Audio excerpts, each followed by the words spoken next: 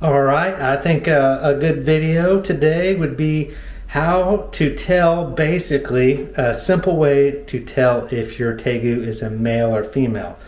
From my understanding, when they're little, it's more difficult to tell by this procedure, but I don't know because I didn't look for this when they were small. But I'm going to show you between my male Tegu, Mac, and he is 36, 37, maybe 38 inches long, so he is a year old, and so he's he's mature enough, to a point where this may be more important. But I just want to show you real quick how you can easily tell, other than the jowls is what they call it on the male. And I understand that it can be, smaller in a male and more pronounced in a male, and even the females can kind of have a little bit of that, bigger under their chin. So that's not necessarily the best way to tell. I don't know, depending on if you have an adolescent Tegu or a 5 or 6 year old Tegu or a 10-year-old Tegu or a 1-year-old Tegu. But let me just show you real quick. Mac will cooperate. He's not warm, he's just waking up. So let me show you on Mac where you can tell, or help you to tell. There's a little spot right here on his tail, on his rear portion of his tail. If you rub your finger around there, it's a bump, and it's it's either on both sides. Let me just get him. He's wanting to go somewhere else, but they're right here, right there where my main finger, on that side, and then on this side right here.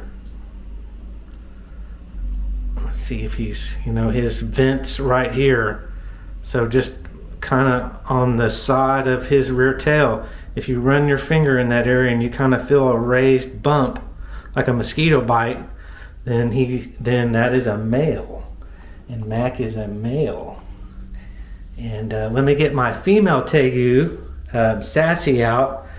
She's maybe 10 months old, so she's not quite a year yet. Let me put Mac in under his light so he can start to get warm. Let me get Sassy here. All right, Sassy is female.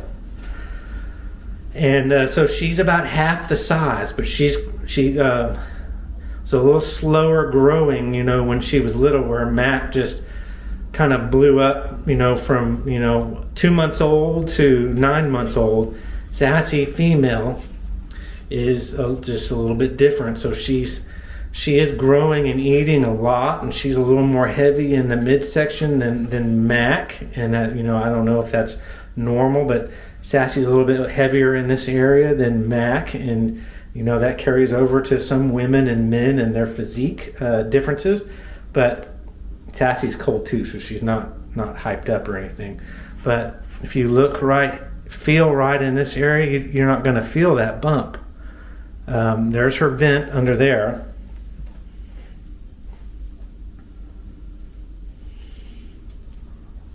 And then here's her other side.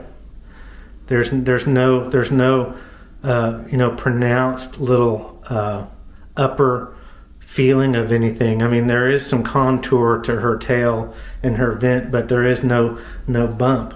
And then something else I learned too, and I think this is from the Clint guy on YouTube, and there's 2 different regions of Tegus, and I've been thinking about this, but there's 2 plates on Sassy's not going to sit still. She's a squirmer, but always animals making it difficult. But there's plates right up in front of their eyes where Argentine Tegus, Sassy, quit squirming.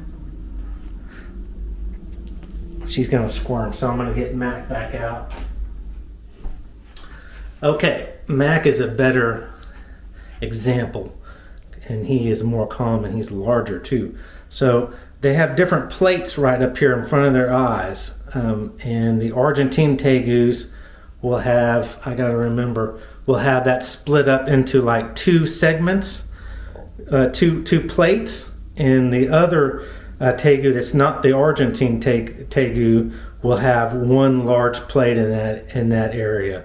So you can tell is an Argentine Tegu by, again, two plates right in that area, and the other Tegu that is not considered the Argentine Tegu has just one larger plate right there. And I got that from Clint on the YouTube, the real good reptile person on YouTube. Okay, but other than that, that's how you can tell if they're male and female and what region your Tegu comes from. Okay, hopefully you found this informative and helpful, and catch me on another video. All right, bye-bye.